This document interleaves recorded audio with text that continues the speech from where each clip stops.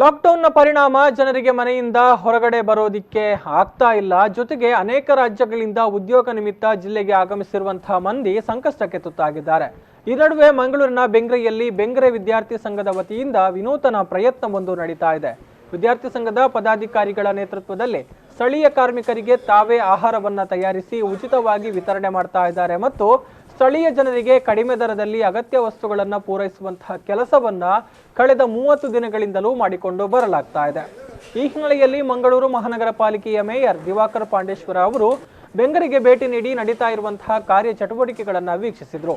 ಸಂದರ್ಭದಲ್ಲಿ ಮಾತನಾಡಿದ ಮೇಯರ್ ಅವರು ಬೆಂಗರೆ ವಿದ್ಯಾರ್ಥಿ ಸಂಘವು ಶ್ಲಾಘನೀಯ ಕೆಲಸವನ್ನ ಮಾಡ್ತಾ ಇದೆ.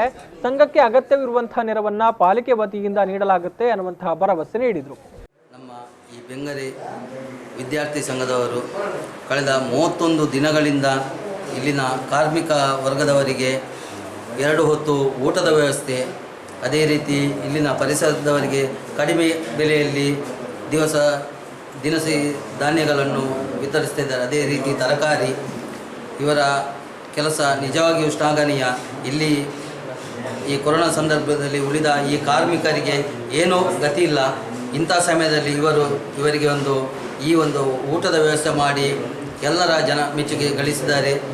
ಅದೇ ರೀತಿ ಈ ವಿದ್ಯಾರ್ಥಿ ಸಂಘಕ್ಕೆ ಹಳೆಯ ಕಟ್ಟಡ, ಈಗ ಇಲ್ಲಿನವರು ಹೇಳಿದ ಒಂದು ಮನವಿ ಕೊಟ್ಟರು, ಈ ವಿದ್ಯಾರ್ಥಿ ಸಂಘದ ಒಂದು ತಗಡೆಲ್ಲ ಹೋಗಿದೆ, ಅದಕ್ಕೊಂದು ಟ್ಯಾರಿಸ್ನ ವ್ಯವಸ್ಥೆ ಮಾಡಬೇಕಂತ.